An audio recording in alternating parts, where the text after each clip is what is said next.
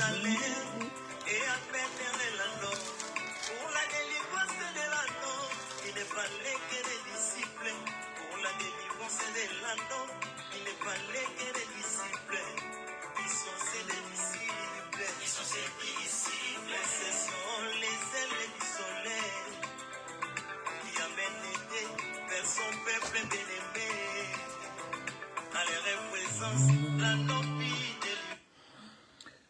Shalom bien-aimés, que la paix du Seigneur vous soit énormément multipliée de partout où vous êtes. Nous sommes dans la joie de passer encore ces moments avec vous devant la présence du Seigneur autour de sa table. Nous évoluons avec notre enseignement sur l'acquisition du salut. Le Seigneur Dieu a permis que nous puissions comprendre encore beaucoup de choses autour de ces sujets. Alors nous avons parlé hier par la grâce du Seigneur sur le salut qui était l'objet des investigations des prophètes. Mais ce salut s'est caché dans la grâce. Et la grâce, aussi longtemps qu'elle n'était pas manifeste, on ne pouvait pas non plus vivre le salut. Alors, aujourd'hui, le Seigneur veut que nous comprenions une chose. Comme c'est la grâce qui est la source du salut, nous allons parler de la proclamation de cette année de grâce. Dieu qui proclame une année de grâce à ses bien-aimés. Lorsque l'année de grâce est proclamée, nous voulons maintenant voir ce qui vont être fait pendant cette proclamation de l'année de grâce. On est toujours dans ça, dans notre thème, l'acquisition du salut. Alors, je j'aimerais que nous lisions une écriture dans le livre de Genèse, Ésaïe. Ésaïe chapitre 61.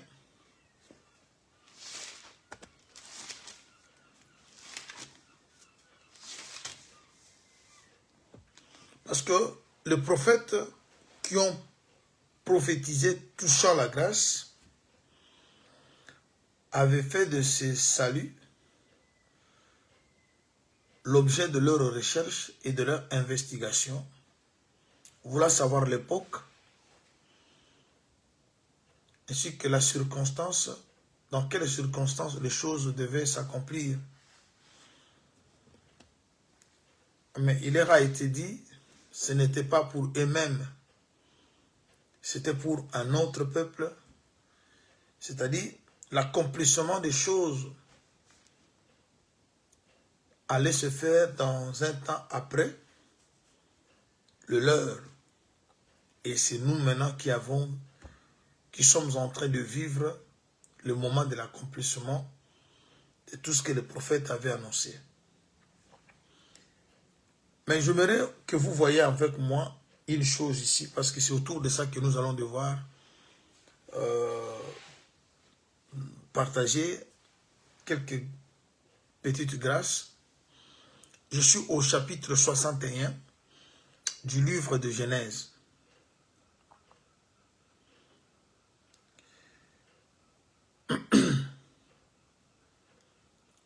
L'Esprit du Seigneur, l'Éternel, est sur moi, car il m'a oint. Le Seigneur m'a oint pour porter de bonnes nouvelles aux malheureux.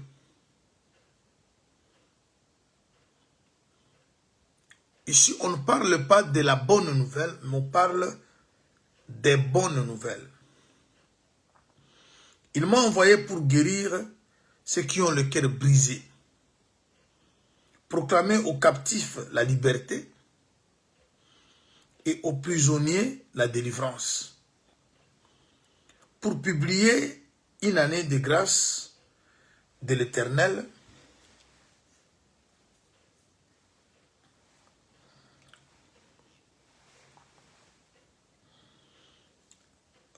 publier un jour, une année de grâce de l'Éternel, un jour de vengeance de notre Dieu, pour consoler les affligés, proclamer, pour accorder aux affligés de Sion,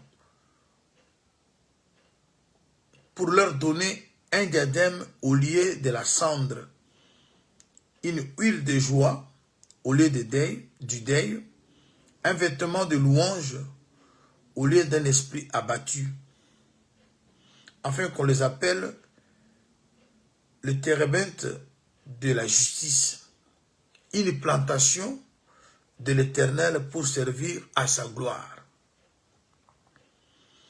Ils rebâtiront sur des anciennes ruines. Ils relèveront d'antiques décombres. Ils renouvelleront des villes ravagées, dévastées depuis longtemps.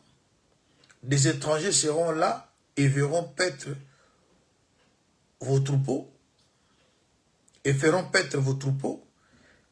Des fils de l'étranger seront vos laboureurs et vos vignerons. Mais vous, on vous appellera sacrificateur de l'Éternel. Vous mangerez les richesses des nations et vous vous glorifierez de leur gloire. Au lieu de votre opprobre, vous aurez une portion double. Au lieu de l'ignominie, ils seront joyeux de leur part. Ils posséderont ainsi le double dans leur pays. Et leur joie sera éternelle. Car moi, l'Éternel, j'aime la justice, je hais la rapine avec l'iniquité. Je leur donnerai fidèlement leur récompense et je traiterai avec eux une alliance éternelle. Leur race sera comme parmi les nations et leur postérité parmi le peuple. Tous ceux qui les verront reconnaîtront qu'ils sont une race bénie de l'Éternel. Je me réjouirai en l'Éternel, mon âme sera ravie d'allégresse en mon Dieu, car il m'a revêti de vêtements du salut.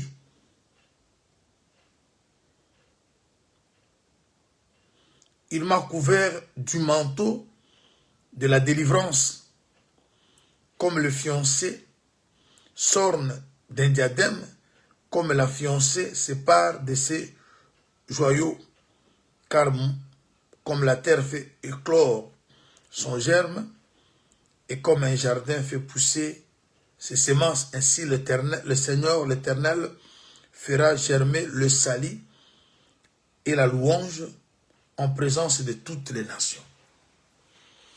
Que Dieu de grâce bénisse cette écriture. Je pense que vous êtes les habitués de cet enseignement. Lorsque je dis cet enseignement, je ne parle pas de celui que je vous donne, mais je parle de l'enseignement de Jésus. Parce que moi, je n'ai pas un enseignement à vous donner. Aucun ministre a un enseignement à donner.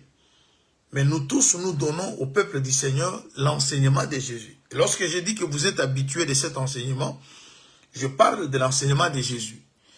L'enseignement de Jésus, c'est un enseignement à 3 temps. 3 temps, c'est-à-dire ce qui est a déjà été, ce qui est, c'est ce qui sera.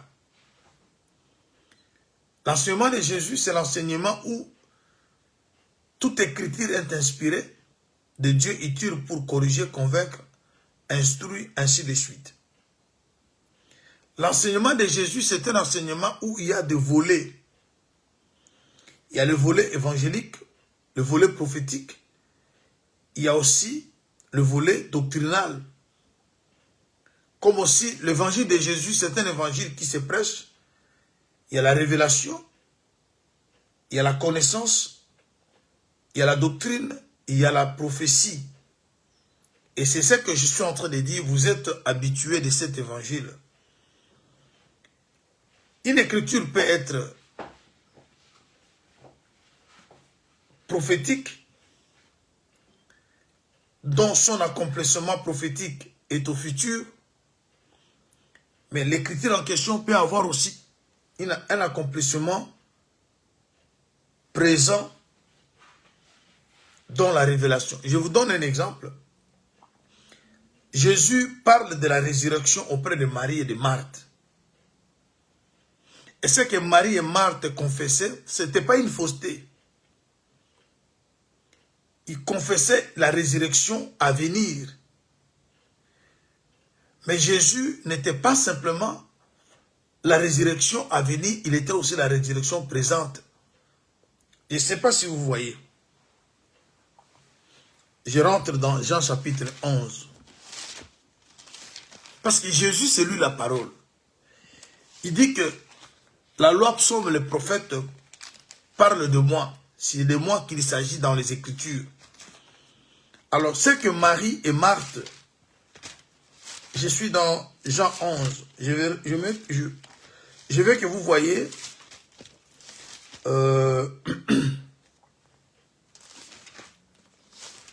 vous voyez l'échange, la discussion qui a eu lieu entre Jésus et le cerf de Lazare. Je suis au verset .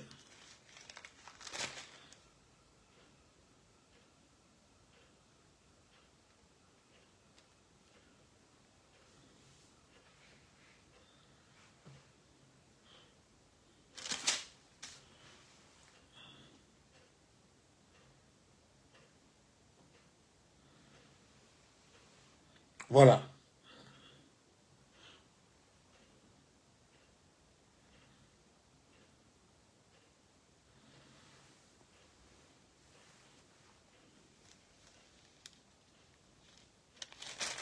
Nous prenons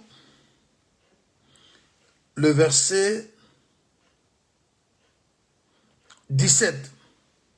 Jésus étant arrivé, trouvant que Lazare était déjà depuis 4 jours dans le sépulcre, et comme Béthanie était près de Jérusalem, à 15 stades environ, beaucoup de Juifs étaient venus vers Marthe et Marie pour les consoler de la mort de leur frère.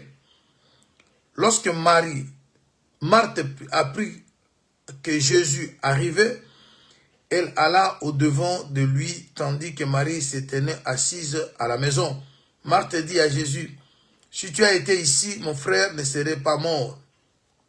Mais maintenant, même je sais que tout ce que tu demandes à Dieu, Dieu te l'accordera. » Jésus lui dit, « Ton frère ressuscitera. » Je sais, lui répondit Marthe, qu'il ressuscitera à la résurrection au dernier jour. Jésus lui dit, je suis la résurrection et la vie. Celui qui croit en moi vivra même s'il meurt. Et quiconque vit et croit en moi ne mourra jamais. Crois-tu cela? Elle dit, oui Seigneur, je crois que tu es le Christ, le Fils de Dieu, qui devait venir dans le monde. Ayant ainsi parlé, elle s'en alla. Elle alla, puis elle appela secrètement Marie, sa sœur, et lui dit, le maître est ici. Il te demande. Dès que Marie y entendit, elle se leva promptement et alla vers lui.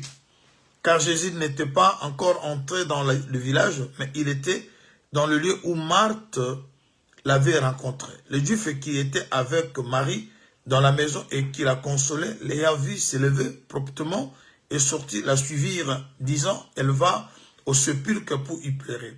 Lorsque Marie fit arriver là où était Jésus, elle vit, elle tomba à ses pieds et lui dit, si tu avais été ici, mon frère ne serait pas mort.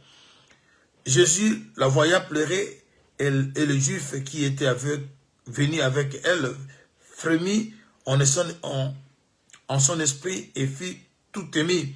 Il dit, où l'avez-vous mis, Seigneur? Lui répondit-il, viens et vois. Jésus pleura.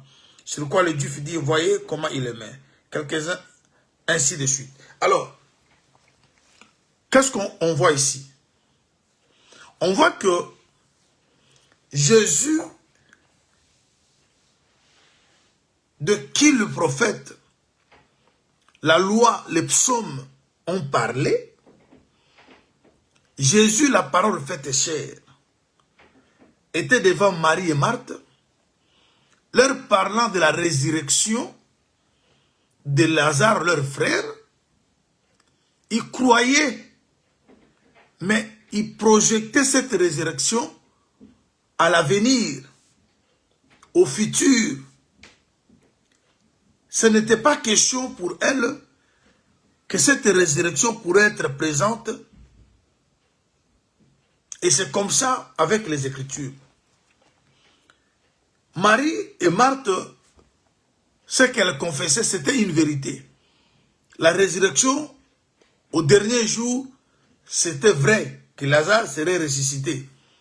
Mais Jésus ne parlait pas de cette résurrection à venir, il parlait de la résurrection présente. Et c'est comme ça dans les Écritures. Vous allez prendre une Écriture qui a un accomplissement ou un accomplissement à venir prophétiquement, mais cette même Écriture a aussi l'accomplissement présent par rapport à ta situation. Parce que l'Écriture peut prendre le volet. Le Seigneur se sert des Écritures pour convaincre, pour instruire, ainsi de suite. Alors, pourquoi je parle comme ça?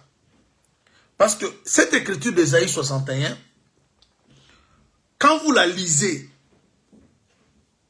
vous verrez que ça parle d'un peuple qui est un peuple bien connu, bien déterminé. Ici, c'est Israël. Et l'accomplissement de cette écriture pour Israël, c'est dans le jour à venir. Ça sera après l'enlèvement. C'est-à-dire, cette écriture pour Israël aura son accomplissement lorsque nous ne serons pas sur cette terre, lorsque nous serons enlevés. Mais cette même écriture prend aussi une position qui nous concerne, nous, l'Église, avant que nous puissions partir. Pour nous, cette écriture est une révélation. Pour nous, cette écriture prend le sens évangélique. Mais pour Israël, l'écriture reste dans la logique de la prophétie. Alors, qu'est-ce que nous voyons ici? Parce que c'est autour de cette écriture que nous allons devoir parler. Parce que nous parlons de la proclamation, voulais-je dire, de l'année de grâce. Alors, dans cette proclamation de l'année de grâce, il y a des choses qui doivent se passer pour qu'on confirme que la grâce est en train d'être se réaliser. Il dit, l'année de grâce va être proclamée, mais on verra des choses.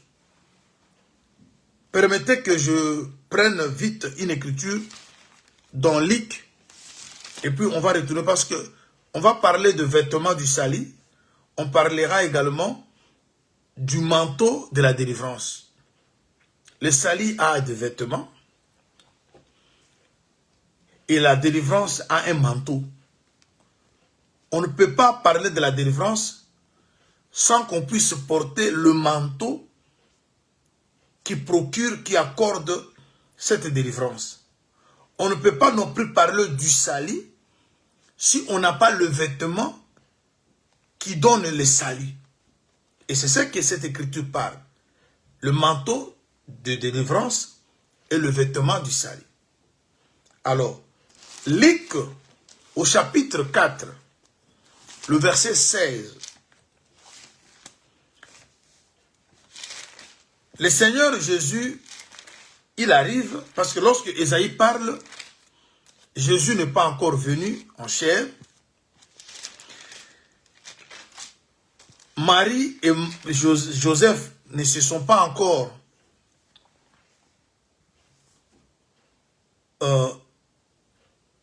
mis ensemble, parce que pour que Jésus soit là, il faut que Marie et Joseph soient un couple. Mais lorsque Ésaïe parlait, le couple de Marie et de Joseph n'avait pas encore existé dans le temps. Mais maintenant, il s'est fait que les deux deviennent un couple. Et Jésus est né, grandit. Il commence le ministère à l'âge de 30 ans. Il arrive dans cette écriture, dans une des synagogues. Je prends le chapitre 4 de Luc, au verset 16. Il s'est rendu à Nazareth, où il avait été élevé. Selon sa coutume, il entra dans la synagogue le jour du sabbat. Il s'éleva pour faire la lecture. Il lit quoi? Il lit cette prophétie que nous venons de lire d'Ésaïe. Parce que cette prophétie était déjà écrite avant sa naissance. Mais il entrait dans la synagogue plusieurs fois. Mais ce jour-là, c'était un jour différent aux autres. Qu'est-ce qui va se passer ce jour-là? C'était sa coutume d'aller dans la synagogue, de lire. Mais ce jour-là, il va lire quelque chose que la Bible ne nous a pas montré qu'il avait déjà lu auparavant. On lui remit le livre du prophète Ésaïe.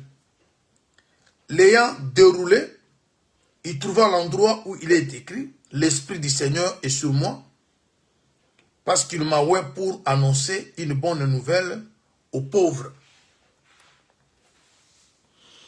Lorsque Ésaïe a parlé des bonnes nouvelles. Mais lorsque Jésus prend, il dit maintenant, il parle d'apporter une bonne nouvelle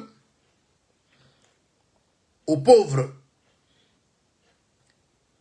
Il m'a envoyé pour guérir ceux qui ont le cœur brisé, pour proclamer aux captifs la délivrance et aux aveugles le recouvrement de la vue, pour envoyer libres les opprimés et pour publier une année de grâce du Seigneur. Ensuite, il roula le livre, le remit aux serviteurs et s'assit. Tous ceux qui se trouvaient dans la synagogue avaient le regard fixé sur lui.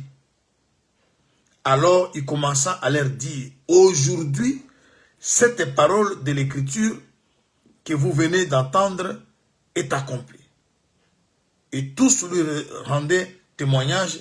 Ils étaient étonnés des paroles de grâce qui sortaient de sa bouche. Ils disaient, « N'est-ce pas le fils de Joseph ?» Voyez-vous ça? Quand Jésus a fini de lire une prophétie qui continue, parce que pour Israël, cette prophétie ne s'est pas encore accomplie. Mais le Seigneur prend de cette prophétie la portion qui nous concerne. Bien aimé, il n'y a pas quelqu'un qui peut prêcher comme Jésus. C'est-à-dire, dans l'écriture, le Seigneur, une écriture qui concerne prophétiquement Israël, mais il va soutirer dans cette écriture la portion qui nous concerne. Parce que là, le Seigneur parle d'aujourd'hui. Ce que vous venez d'entendre va s'accomplir. C'est-à-dire, nous ne sommes pas le peuple du lendemain. Nous sommes dans l'aujourd'hui. Mais une écriture qui continue, qui parle du temps qui vient après le nôtre, mais le Seigneur prend une portion dans cette écriture pour nous qui sommes d'aujourd'hui. Il dit aujourd'hui. Voilà pourquoi nous allons voir notre part dans cette écriture. Et s'il faut parler de vêtements du salut, qu'est-ce que sera notre part dans cette écriture? Le manteau de la délivrance. Israël a sa part, mais nous parlons de notre part. Parce que le Seigneur lui-même, dans ce que je viens de lire de Luc, il nous a donné notre part dans la prophétie qui concernait la maison d'Israël. Nous avons eu une part dans ça. Alors, l'année de grâce, je ne veux pas que vous puissiez vous éloigner de la pensée. Déjà pour qu'on puisse parler d'une année, d'une époque, d'un jour, la parole de Dieu nous dit qu'il faut qu'il y ait de luminaire. D'après Genèse chapitre 1er, le verset 14. Genèse 1er, 14 nous dit que c'est avec les luminaires qu'on sait déterminer ou comprendre ce que est un jour, ce qu'est une année, une époque, ainsi de suite. Alors, mais nous parlons maintenant d'une année de grâce qui est proclamée, mais on ne saura pas comprendre que ça c'est l'année s'il n'y a pas la présence de luminaires. Voilà pourquoi vous avez vu, hier on a parlé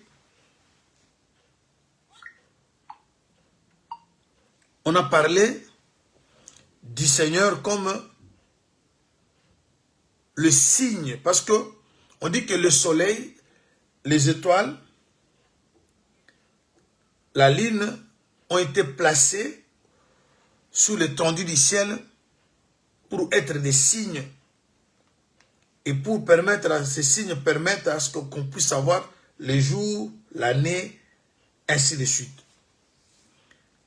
Et je veux maintenant que vous voyez une chose. Nous sommes dans Genèse chapitre 1er, le tout premier verset. Le tout premier verset nous dit, au commencement Dieu créa le cieux et la terre. Maintenant au verset 2, on commence maintenant à nous parler de tout ce qui compose le premier jour. C'est-à-dire le premier verset de Genèse 1. Genèse 1, verset 1. Cette création-là de cieux et de la terre n'appartient pas au temps. C'est une création invisible. Le ciel et la terre créés, mais restent invisibles. Parce que vous vous rappelez des Colossiens qui parlent que Dieu avait créé les choses visibles ainsi que les choses invisibles. Mais avant que les choses visibles soient créées, c'est d'abord les choses invisibles qui étaient créées. Voilà pourquoi dans le premier verset de Genèse, au commencement là, ce commencement là, ce n'est pas le commencement du temps, mais c'est le commencement pour parler de l'éternité, où le ciel et la terre, les deux existèrent. Mais c'était invisible. Maintenant, à partir du chapitre du verset 2 jusqu'au verset 5, nous voyons maintenant le premier jour se manifester. Maintenant, qu'est-ce que je veux que vous puissiez retenir? Lorsque vous arrivez au deuxième jour, suivez-moi très bien. On dit que Dieu a dit que les eaux se séparent en deux, qui est inétendue entre les eaux qui sont en haut et celles qui sont en bas. Et l'étendue qui est placée entre les deux groupes des eaux, cette étendue est appelée ciel. D'où vient ce ciel? Ici, Dieu ne crée pas le ciel. Ici, par contre, le ciel se révèle. Parce que le ciel fait partie des cieux. Lorsqu'il est un, on l'appelle ciel. Lorsque ça devient nombreux, on l'appelle cieux. Mais déjà au premier verset, on dit que le cieux était créé et la terre aussi était créée. Mais lorsque nous voyons le ciel se manifester au deuxième jour, cela ne veut simplement dire que c'est une partie de cieux qui se révèle. Parce que le ciel qu'on voit dans le deuxième jour sort de cieux qui existent au premier verset du chapitre 1er de Genèse. Maintenant, le ciel qui se manifeste, c'était juste pour séparer les deux groupes des eaux. Là, nous sommes au chapitre 1er toujours, le deuxième jour de la création, où on parle de l'étendue appelée ciel. Bien-aimés dans le Seigneur, n'oublions pas que lorsque le frère Paul parle toujours aux Colossiens concernant la création, il a évoqué que Dieu a créé trône, dignité, les choses visibles et invisibles. C'est-à-dire les cieux sont aussi de trône. Parce qu'un ciel est aussi trône, comme explique Actes des Apôtres chapitre 7, le verset 49. Je vais lire ça rapidement. Je suis dans Acte 7, au verset 49. Ou si vous voulez, vous pouvez prendre aussi Ésaïe. Alors, il dit ceci. Le ciel est mon trône. La terre, mon marchepied. Quelle maison me bâtirez-vous, dit le Seigneur, ou quel sera le lieu de mon repos? Suivez ce que le Seigneur veut nous faire comprendre ici. On a d'abord le cieux. Dans le cieux, il y a les ciels. Parce que le ciel, c'est un des cieux. Maintenant, lorsque le ciel se manifeste, il se place maintenant entre deux groupes des eaux. Il y a un groupe en bas, il y a un autre au-dessus du ciel, autrement dit au-dessus du trône. C'est pour cela que ne soyez pas étonnés que celui qui va quitter le trône pour venir dans le monde, il s'appelle haut. Parce que si le ciel c'est le trône et que l'eau se place sur le ciel, c'est-à-dire l'eau qui est sur le trône, c'est tout un homme qui plus tard devait venir dans le monde pour assainir l'eau qui est en bas. Vous allez vous rappeler d'Ézéchiel, on parle de l'eau qui sortait du torrent et cette eau allait maintenant purifier les autres eaux et cette eau coulera jusque dans la mer. La mer est en bas, mais il y a de l'eau qui sort du torrent. Le Seigneur Jésus, c'était l'eau. Il a été présenté comme la pluie. Lorsque Job parle, Isaïe plutôt, ma parole est comme la pluie. Mais quand Jésus vient dans le monde, la parole dit qu'il est la parole faite chair. C'est-à-dire, c'est de l'eau qui est venue vers nous, mais l'eau qui était en haut. Et quand vous lisez Genèse, comme je viens de vous présenter, il y a, ça c'est le ciel, l'étendue appelée ciel. Sur l'étendue appelée ciel, il y a une partie de l'eau. Sous l'étendue appelée le ciel, il y a maintenant une autre partie. Maintenant, c'est l'eau qui est sur l'étendue qui va plus tard venir dans le monde. C'est-à-dire, si le ciel c'est le trône, l'eau qui est au-dessus du ciel, c'est toute une personne, c'est tout un Dieu qui devait maintenant plus tard venir pour assainir l'eau qui est en bas. Parce que dans l'eau qui est en bas, il y a maintenant des captifs. Parce que la terre était captive.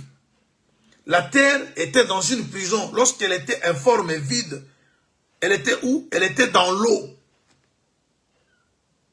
Et cette eau était couverte de ténèbres. Alors regarde. Nous sommes au 2e jour. On parle du ciel. Mais lorsque vous arrivez au 3e jour, on ne parle pas du ciel.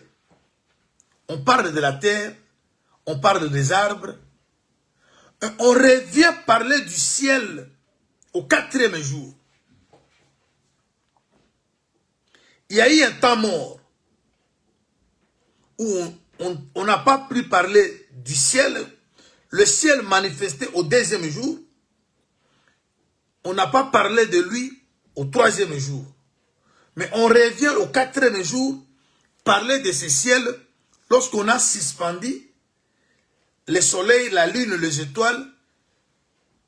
Tout cela était suspendu au ciel. Je vais vous expliquer rapidement.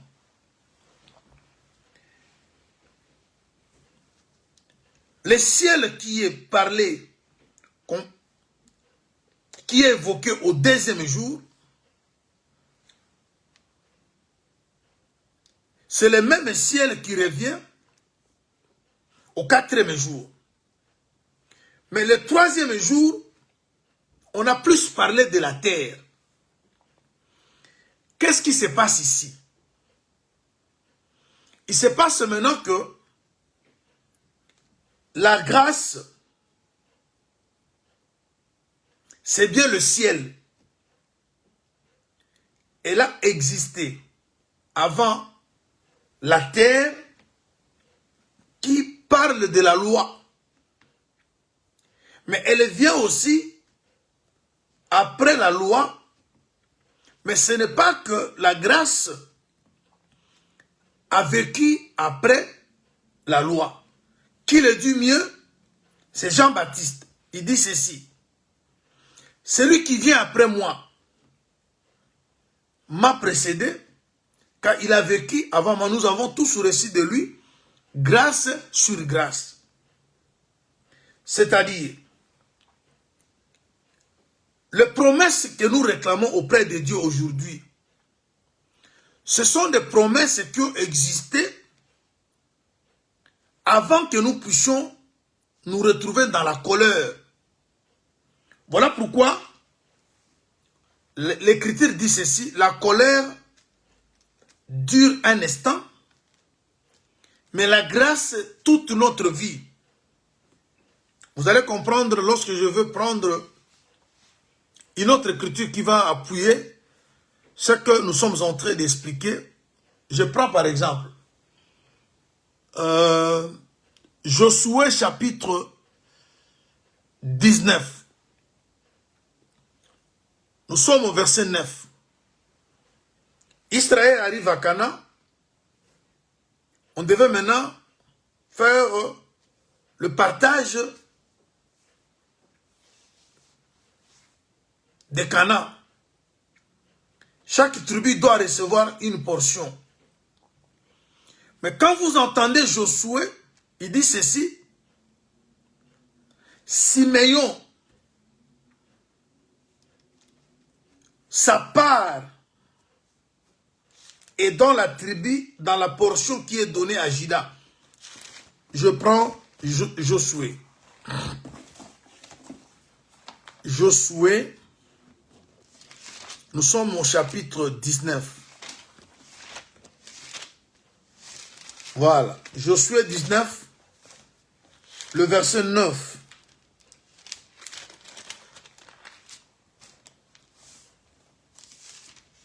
L'héritage des fils de Siméon fut pris sur la portion des fils de Juda. Car la portion des fils de Juda était trop grande pour eux. C'est au milieu de leur héritage que les fils de Siméon reçurent le leur. Alors, vous savez que Juda, c'est le 4e enfant. Et sa position 4e dans l'ordre de naissance fait de Juda aussi 4e jour. Et Siméon, c'est le 2e fils. Et sa position de naissance, sa position d'après l'ordre de naissance dans la famille, fait de Siméon le 2e jour. Et nous sommes devant le 2e jour et le 4e jour. Maintenant, entre les 2 jours, il y a le 3e jour. Maintenant, qu'est-ce qui se passe? Lorsqu'on dit que Siméon, sa part est inclus à la portion donnée à Juda, cette façon de faire les choses fait de Siméon Juda. C'est-à-dire, lorsque vous êtes inclus dans l'autre, vous appartenez à cet ensemble-là. Le fait que Siméon, sa portion est au milieu de la part donnée à Juda, c'est-à-dire Siméon devient automatiquement Juda. C'est-à-dire nous trouvons Juda au 2e jour et nous trouvons également Juda au 4e jour. Ce qui veut dire que Juda vient avant Lévi. Juda vient aussi après Lévi. Parce que le 3e jour, c'est le jour où on parle de la terre. Et la terre parle directement de Moïse qui est Lévi. C'est-à-dire nous avons 4 qui vient avant 3 et 4 qui vient après 3 pour que le prophète Jean-Baptiste puisse dire celui qui vient après moi est venu avant moi parce qu'il a existé avant moi. C'est-à-dire la grâce, elle a précédé la loi. Mais elle a plutôt laissé la place à la loi. Mais c'est elle qui a existé avant la loi. Alors, la proclamation de l'année de la grâce, cette grâce, elle a existé. Je prends une écriture qui va vous faciliter la compréhension. Nous prenons Galates. Nous sommes dans Galates au chapitre 3. Galates 3. Nous lisons le verset 16. Ça doit peut-être être longuement. Commençons d'abord au verset 16. On peut aller jusqu'au verset... merci beaucoup. C'est pour dire que, chers bien-aimés, les choses que nous réclamons auprès de Dieu, Ce sont des choses qui nous ont été déjà données. Mais c'est la colère qui est venue faire à ce que nous soyons comme si les choses en question ne nous appartiennent pas. Mais c'est une colère qui dure qu'un instant. Alors il faut que maintenant la grâce revienne. Je suis dans Galates chapitre 16. Chapitre 3 plutôt, verset 16. Or les promesses ont été faites à Abraham et à sa descendance. Il n'est pas dit aux descendances comme s'il s'agissait de plusieurs, mais comme il s'agit d'une seule et à ta descendance, c'est-à-dire à Christ. Voici ce que je vais dire. Un testament que Dieu a confirmé antérieurement ne peut pas être annulé. Ainsi, la promesse rendue sans effet par la loi survenue 430 ans plus tard.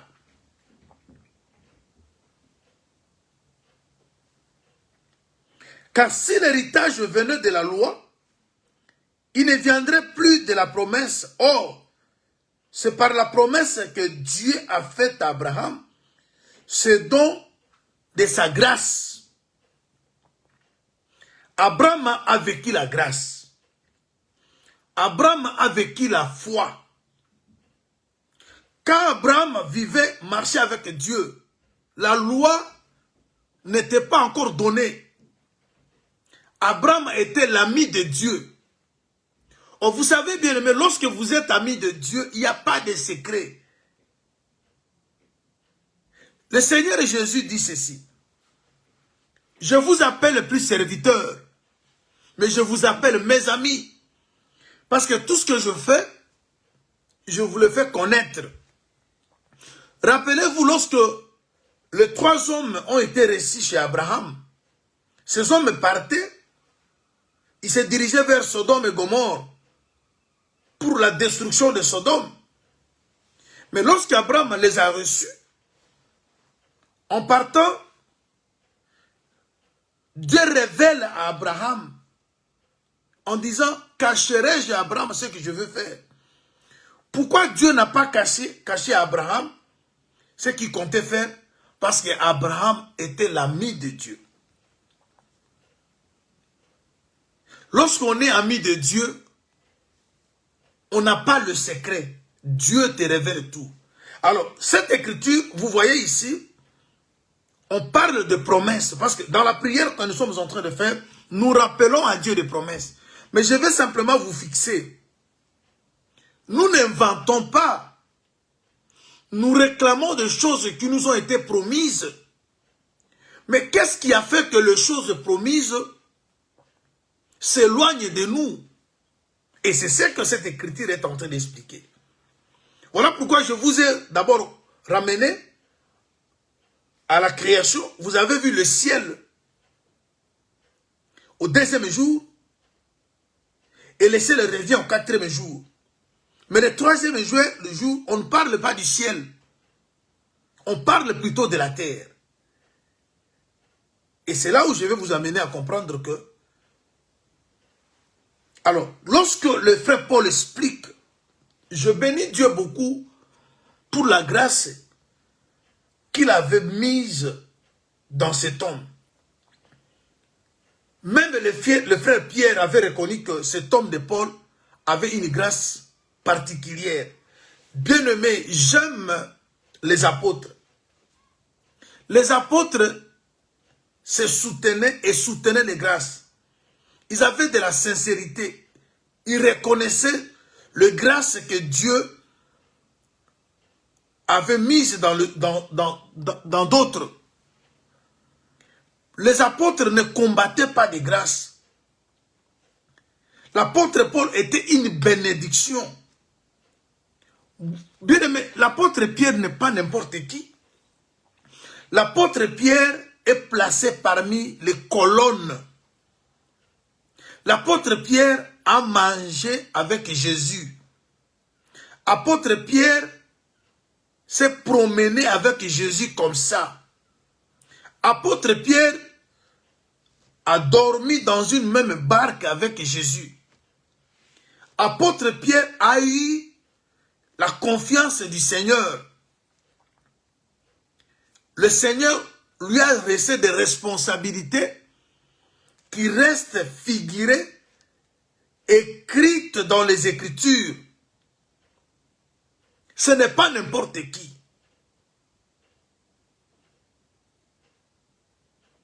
Lorsqu'ils sont partis voir la tombe de Jésus, ils étaient à deux avec Jean. Jean arrive, mais il laisse la place à Pierre qui venait derrière d'entrer le premier. C'était un apôtre considéré parmi les autres.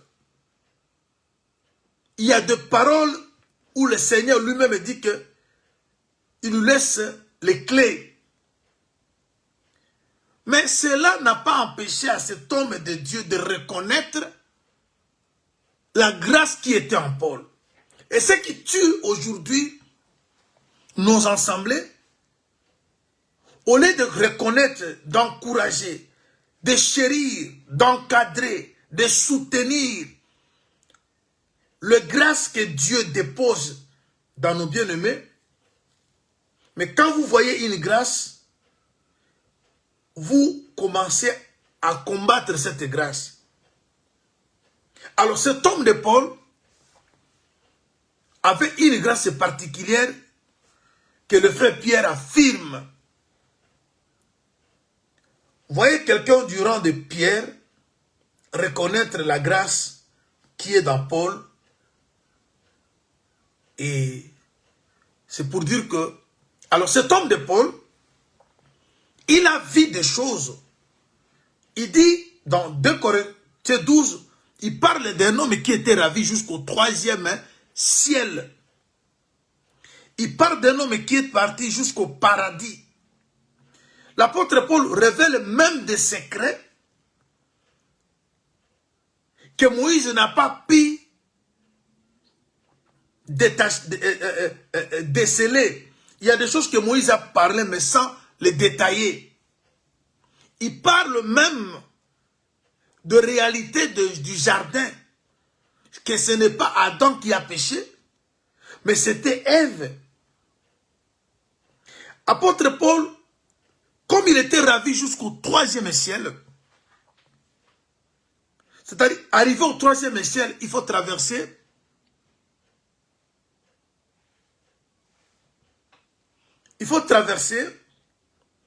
premier ciel, 2e ciel pour qu'on arrive au 3e ciel. C'est-à-dire, en partant vers le 3e ciel, il faut que vous connaissiez les choses du premier ciel, du 2e et arriver jusqu'au 3e. C'est quelqu'un qui avait une connaissance approfondie. Alors, c'est lui maintenant qui nous explique cette vérité. Il nous explique que les promesses ont été faites à Abraham avant la venue de la loi. Je m'étais arrêté au verset 18. Là, nous avons vu et la foi et la grâce étaient avec Abraham. Parce que nous sommes hébreux. N'oubliez pas que nous sommes de cette descendance-là, de cette postérité. Écoutons maintenant le verset 19. Pourquoi donc la loi, elle a été donnée ensuite? Pourquoi donc la loi, elle a été donnée ensuite à cause de transgressions jusqu'à ce que vienne la descendance à qui la promesse avait été faite? Elle a été promulguée par des anges au moyen d'un médiateur. Or, le médiateur n'est pas médiateur d'un seul, tandis que Dieu est un seul. La loi est-elle donc contre les promesses de Dieu? Loin de là. Il avait été donné une loi. Il avait été donné une loi qui puisse procurer la vie. La justice viendrait réellement de la loi. Mais l'Écriture a tout renfermé sous le péché, afin que celui qui avait été promis soit donné par la foi, afin que ce qui avait été promis soit donné par la foi en Jésus-Christ à ceux qui croient.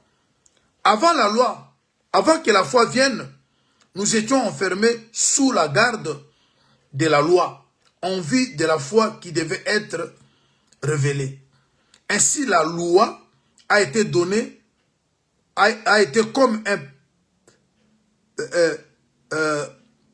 précepteur pour nous conduire à Christ, afin que nous soyons justifiés par la foi. La foi étant venue, nous sommes plus sous ces précepteurs. Vous êtes tous ainsi de suite. Alors, je vais vous dire ceci. On nous dit que la loi est venue 430 ans après. Ça explique quoi? Les 430 ans, c'est la durée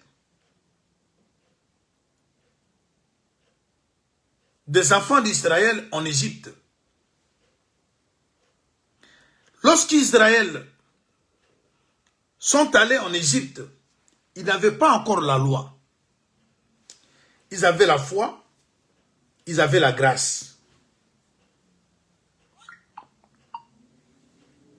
Preuve qu'ils avaient la foi, Joseph, parce qu'ils avaient tous l'enseignement qu'Abraham leur avait dit.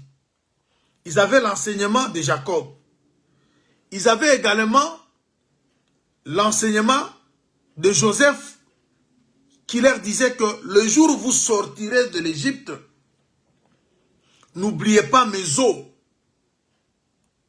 Ça, c'est la foi. Ils savaient que nous sommes en Égypte pour un temps. On finira par sortir. Ça, c'est ce qu'Israël gardait, bien qu'il souffrait. Mais il savait qu'un moment viendra, il sortira de l'Égypte et ils prendront les os de Joseph. Et la loi maintenant qui est venue suspendre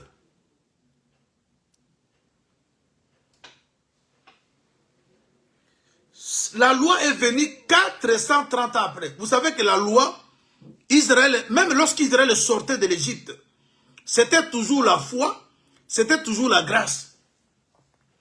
C'est pour cela, lorsque vous lisez l'épître aux Hébreux, on dit que c'est par la foi qu'ils ont immolé la Pâque. C'est par la foi que Moïse a fait ceci. Même les prophètes. Mais quand est-ce que la loi intervient? Lorsqu'ils sont dans le désert. Ils ont déjà quitté l'Égypte. Ils sortent avec la promesse. Ils marchent vers l'accomplissement. Ils avaient toujours la foi. La loi est venue être donnée dans le désert. Et c'est ce que maintenant l'apôtre dit que ce que Dieu avait déjà confirmé. Bien qu'ils sont restés 40 ans dans le désert, cela n'a pas empêché Dieu d'accomplir la promesse qui leur avait été donnée d'habiter Canaan. Mais on signale que si la loi était donnée, c'est à cause du péché. La loi explique la colère. Mais la grâce explique la faveur. Et le péché retarde la main de Dieu dans nos vies. Alors, mais cette colère, c'est comme Psaume 30, au verset 5-6, on nous dit que la colère, elle est là pour un instant, mais la grâce demeure éternellement. Cher bien-aimé, je veux maintenant que tu comprennes que tu ne demandes pas à Dieu des choses que tu as inventées. Dieu t'a déjà fait cette promesse. Dieu t'a béni au ciel. Parce qu'ici, nous parlons du ciel. Vous verrez que le ciel a existé au deuxième jour. Et le troisième jour, on ne parle plus du ciel. Ça représente maintenant le temps où la loi vient de s'imposer. Et la loi, lorsqu'elle est venue, la loi a fait ce que Paul explique.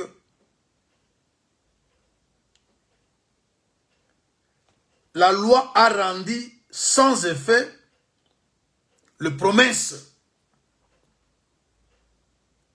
Mais jusqu'à ce que la personne, la descendance devait venir. Voilà pourquoi vous entendez la Bible dit Jésus-Christ, la fin de la loi. Vous ne pouvez pas retourner dans la promesse si la loi ne touche pas à sa fin. Et la loi, autrement, veut dire la terre.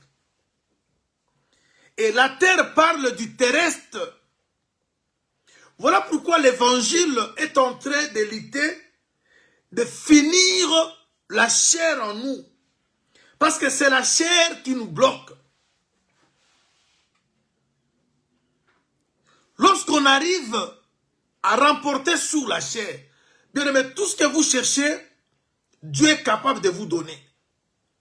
Mais la chair, c'est l'adversaire, c'est elle qui nous retarde, qui retarde la main de Dieu dans nos vies, parce que la chair a des désirs qui sont contraires aux désirs de l'esprit.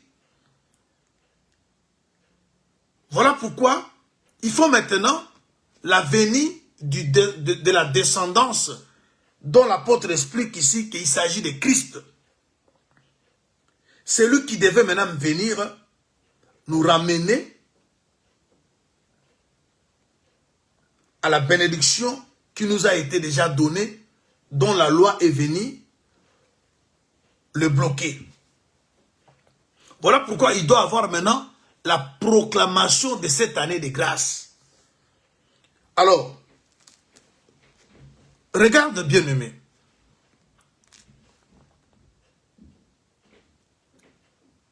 Nous voyons maintenant que 430 ans plus tard, la loi est venue. C'est-à-dire, lorsque la loi est venue, nous voyons maintenant Lévi. Parler de Lévi, c'est parler du troisième fils de Jacob. Si Siméon, le deuxième fils, prend le deuxième jour, Lévi prend le troisième jour, Juda prend le quatrième jour. On a 2, 3, 4. Mais aussi longtemps que Juda et Siméon sont une seule chose, d'après la prophétie de Josué, nous voyons Juda est avant Lévi, Juda est après Lévi. Lorsque Juda est avant Lévi, c'est tout le temps qui vient avant la venue de la loi. C'est dans ce temps-là que Dieu nous bénit. Maintenant, lorsque Juda vient après Lévi, c'est pour nous restaurer. Il veut que tout ce qui nous est donné avant la venue de la loi, avant la venue de la condamnation, nous soit restaurés. Voilà pourquoi dans ces programmes de prière, nous sommes en train de prier Dieu pour qu'il puisse nous restaurer. Mais la restauration de Dieu va se faire dans la proclamation de l'année de grâce. Il faut retourner dans la grâce. Parce que toutes les promesses, comme vient s'expliquer à partir du verset 16 de Galates 3 jusqu'au verset 18, c'est dans la grâce que ces choses ont été données. C'est dans la foi. Alors voilà pourquoi il faut revenir dans la foi pour bénéficier de tout ce qu'on avait perdu. Voilà pourquoi il faut rentrer dans la grâce Et maintenant, cette grâce doit maintenant être proclamée. Mais qui va la proclamer? Et pour qu'il y ait maintenant proclamation, on dit c'est une année. Mais on ne peut pas parler de l'année sans la présence des luminaires. Voilà pourquoi vous verrez maintenant, au 4e jour, le même ciel qui a existé au 2e jour, revient au 4e jour, mais cette fois-là, avec des luminaires suspendus, pour quelle mission? Éclairer la terre. Or, la terre maintenant, qui est dominée par la loi, a besoin maintenant d'une lumière qui vient du ciel. Mais c'est toujours la même ciel qui était dans le 2e jour. Et c'est cette même ciel qui revient, mais cette fois-ci, il revient avec une mission d'éclairer, une mission de délivrer, de proclamer la liberté, une bonne nouvelle aux captifs, aux prisonniers. Regardez, chers bien-aimés, nous sommes dans 1 Chronique chapitre 16. 1 Chronique 16. Je n'ai même pas eu le temps de parler de vêtements, manteaux et vêtements. J'ai peut-être demain. Mais c'est important que je fasse cette démarche pour que lorsqu'on va commencer à toucher maintenant les choses qui vont s'exécuter dans l'année de la grâce, vous ayez la facilité. Je suis dans 1 Chronique. 1 Chronique chapitre 16. 1 Chronique chapitre 16. Oh, c'est vraiment merveilleux. 1 Chronique 16. Le verset 35, je pense. Attendez. Demain, Dieu, s'il nous fait grâce, je veux vous parler de l'arbitrage de Dieu. Parce que je vous ai évoqué ça hier, que Dieu c'est un arbitre. Mais il est l'arbitre des nations. Je vais vous parler ça demain. Nous sommes dans un match, nous sommes dans un combat, mais le dernier mot revient à l'arbitre. Et Dieu, demain, on parlera de l'arbitre lorsqu'on va commencer à expliquer le vêtement. Vraiment, rappelez-moi si j'arrive à oublier, écrivez-moi dans un commentaire pour que je me rappelle de ça. C'est vraiment important que je vous parle de l'arbitrage de Dieu. On a besoin de cet arbitrage. Je ne parle pas de l'arbitrage de FIFA. Je parle de l'arbitrage de Dieu. Oui, dans cette vie, on a besoin de cet arbitrage. On parlera de ça demain. Mais permettez que nous lisions une écriture ici. Nous sommes au chapitre 16 de 1 Chronique, le verset 35. Dites, sauve-nous, Dieu de notre salut. Rassemble-nous. Retire-nous du milieu des nations, afin que nous célébrions ton saint nom et que nous mettions notre gloire à te louer. Ça, on demande à ceux qui se reconnaissent enfants de Dieu de dire à Dieu. Ça, c'est impératif, c'est un ordre. Dites. Quelqu'un s'adresse à nous, qui sommes enfants de Dieu, de dire, on va dire à qui? Au Sauveur. Sauve-nous, Dieu de notre salut.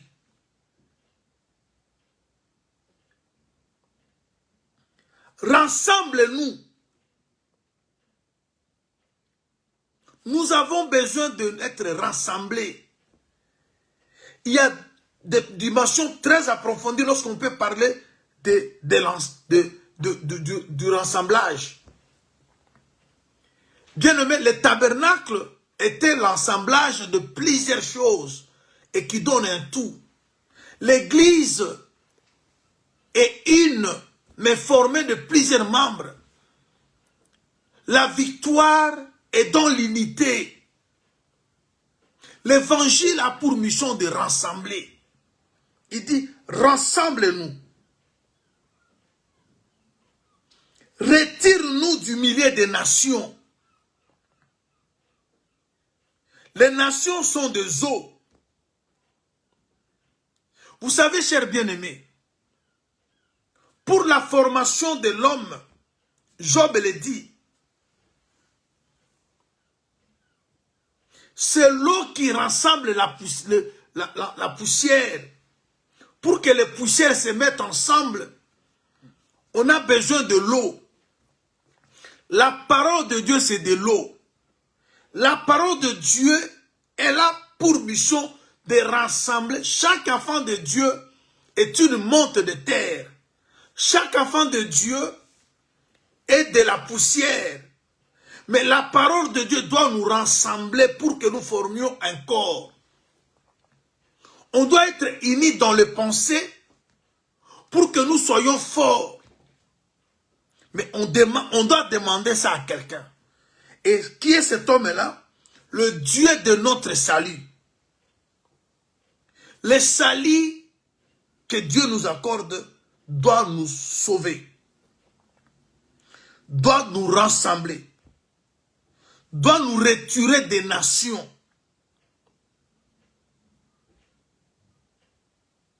Afin que nous célébrions ton saint nom. Vous voyez? Alors maintenant, c'est ce qui maintenant se passe ici. Le salut a pour mission de nous sauver, nous rassembler, nous retirer des nations, nous retirer des angoisses. Parce que les nations, c'est des nations qui viennent notre humiliation. Mais il faut qu'il y ait une proclamation, l'année de la grâce soit proclamée. Alors, pour citer par rapport à aujourd'hui, je veux que quelqu'un de nous comprenne que, je m'excuse, le ciel qui se manifeste le deuxième jour sort de cieux du premier verset. Alors ce ciel-là, c'est un trône. Alors, je m'excuse, lorsqu'on parle du trône, on parle également de la royauté. Maintenant, ce ciel-là, c'est lui maintenant qui va avoir le luminaire suspendu en lui pour maintenant éclairer la terre. Le troisième jour, c'est le temps où la loi a régné. Cette loi a suspendu la mission du ciel. Mais le ciel revient au quatrième jour pour mettre fin aux œuvres de la loi. Et maintenant que le chiffre 4 qui est Juda, c'est le chiffre de la délivrance. Dieu nous délivre de la condamnation de la loi qui s'est manifestée au troisième jour. Mais ce Dieu était déjà là. Parce que son problème c'est quoi? Il attendait son temps. C'est comme dans la fête de Cana. Quand Marie est venue parler à Jésus qui n'ont plus de vin, il a dit, femme, qu'y a-t-il entre toi et moi? Mon heure n'est pas encore arrivée. Il attendait l'heure. Parce qu'il est le maître des temps et des circonstances. Quand l'heure est arrivée,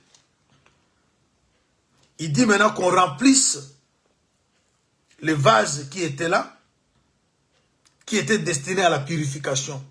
Mais les vases étaient au nombre de 6. Mais la femme, Marie, avant de partir, elle a dit aux gens qui étaient là, faites tout ce qu'il vous demandera. Elle ne plus, mais elle a laissé un ordre. Oh, la femme Marie Jésus, lorsqu'il parle à Marie, Marie c'est comme une alliance. Cette alliance, c'est Moïse, parce que Marie, c'est Lévi. Marie qui parle à Jésus, c'est Lévi. Lorsque Marie demande à Jésus qu'ils n'ont plus de vin, Jésus était invité. Marie était invitée.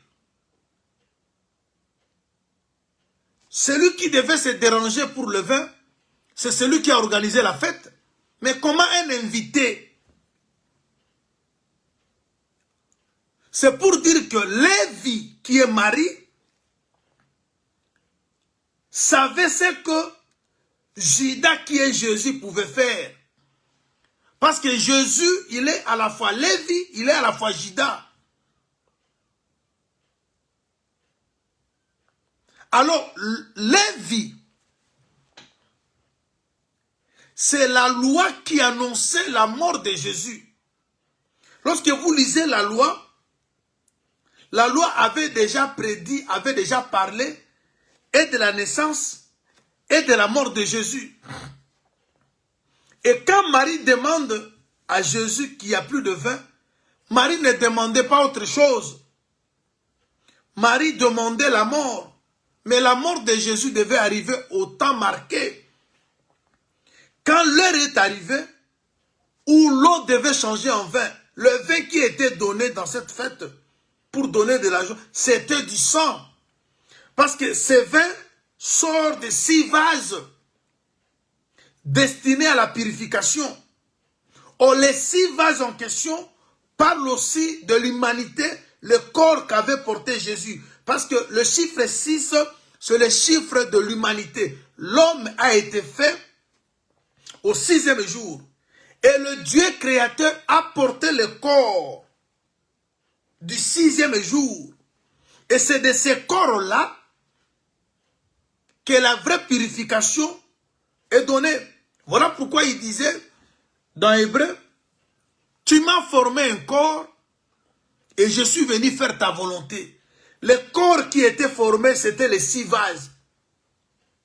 Et dans les 6 vases, on a d'abord mis de l'eau.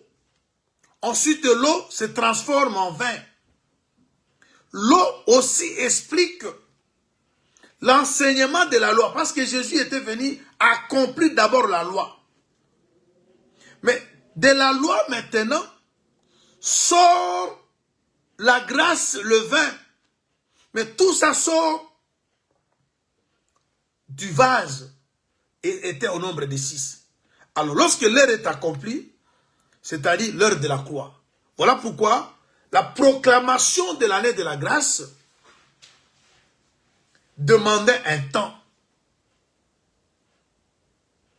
Vous savez, chers bien-aimés, lorsque vous lisez Psaume 104, à partir du verset 19 au verset 22, on dit que le soleil sait quand est-ce qu'il va se coucher. Le soleil qui sait quand est-ce qu'il va se coucher, c'est bien Jésus. Il savait quelle sera l'heure où il devait se coucher. Et ce coucher du soleil, c'est la mort. Et cette mort tourne à notre avantage. C'est là que l'année de la grâce est proclamée. Afin qu'on retourne maintenant aux choses qu'on avait perdues. Voilà pourquoi nous prions.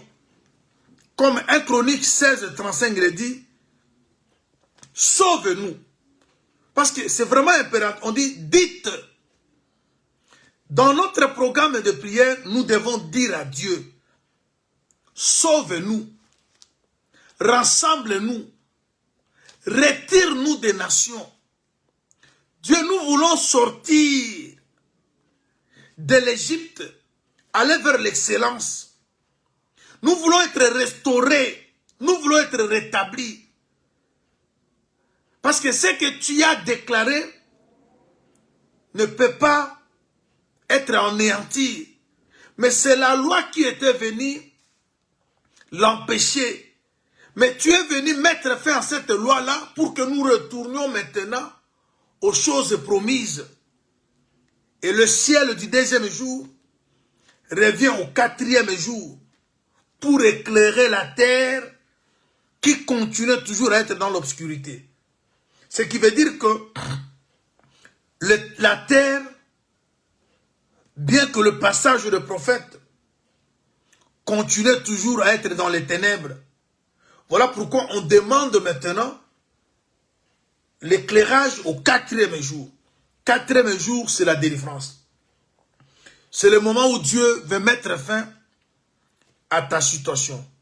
Et demain, par la grâce du Seigneur, on parlera de l'arbitrage de Dieu.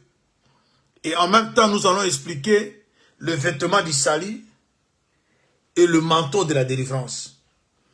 Vraiment, on a pris le temps pour expliquer ces chemins sur le ciel du deuxième jour et le ciel du quatrième jour. Mais ce que vous devez retenir, lorsque le ciel vient, il amène tous les autres cieux. Parce qu'il y en a trois. Voilà pourquoi quand Jésus est venu, dans Actes chapitre 2, il était lui le ciel abaissé. Il a amené et le Père, il a amené et l'Esprit. Parce qu'on a vu dans Jésus le Seigneur et le Christ. C'est-à-dire Jésus nous a fait amener le cieux. Le cieux qui était invisible. Mais lorsqu'il est descendu vers nous, il a amené tous les autres sur la terre. C'est-à-dire le Père, le Fils, l'Esprit, le Trois sont dans le ciel qui est Jésus. Et le Seigneur, lorsqu'il vient dans ta vie, il amène et le Père, il amène et l'Esprit, il amène tout. Parce que c'est lui le ciel abaissé. Il amène la lumière. Dieu amène le ciel dans ta vie. Le promesse qui autrefois était impossible, le Seigneur fait que cela devienne possible. Parce qu'il est la fin de la loi. Que le Seigneur vous bénisse, chers bien-aimés. Nous sommes le béni de Dieu. Et nous allons dire à Dieu, comme il nous a demandé, sauve-nous. Rassemble-nous. Retire-nous des nations pour que nous te célébrions. Nous voulons témoigner Dieu. Nous voulons chanter, nous voulons exalter Dieu. À la fin de cette année. Mais il a le devoir de nous sauver, de nous rassembler et de nous retirer des nations. Voilà, chers bien-aimés, le Seigneur est tellement bon. Le Seigneur est tellement amour. Il nous aime tant. Alors, tout ce que Dieu t'a promis, tout ce qui est à toi, bien-aimé, tu vas le retrouver. Il suffit simplement que le ciel du deuxième jour revienne au quatrième jour. Tu verras ta vie éclairée. Tout ce qui est obscur, tout ce qui est sombre dans ta vie, Dieu l'éclaire. Des questions qui restent sans réponse, le ciel va répondre. Les questions qui restent, qui te dépassent, le ciel qui revient, il revient avec une mission d'éclairer. On dit que mon peuple ne sera plus dans la confusion. Le ciel met fin à la confusion. Le ciel vient changer ta situation. Parce que la loi a régné un temps, mais ce n'est pas éternel. Mais la lumière du commencement. Chers bien-aimés, la lumière du commencement, le ciel du deuxième jour revient. C'est comme le garçon qui était né chez Tamar. Il a fait sortir la main, on met le signe rouge, il retourne la main, l'autre sort. Mais celui l'aîné, le sang reviendra. Soyez bénis au nom de Jésus-Christ. Ne perds pas l'espoir. Dis à Dieu, sauve-moi. Dis à Dieu, rassemble-moi. Dis à Dieu, retire-moi des nations. C'est possible. Il a la mission de te retirer. Parce que la proclamation de cette année, c'est pour que les cœurs brisés soient consolés. C'est pour que les prisonniers soient libérés. C'est pour que les captifs soient affranchis. Et cette année de grâce, c'est maintenant. Parce que le soleil est là et on sait compter l'année et nous sommes dans cette année. Que Dieu restaure ta vie. Que Dieu fasse des choses merveilleuses dans ta vie. Parce que tout ce qu'il a décidé ne peut jamais être anéanti. Aucun sorcier de ta famille, aucun démon peut anéantir ce que Dieu a déclaré. Il a l'air à laisser le temps. Maintenant, il revient maintenant pour prendre le contrôle de ta vie. C'est à toi de dire à Dieu, sauve-moi, retire-moi des nations. Que la grâce te soit accordée.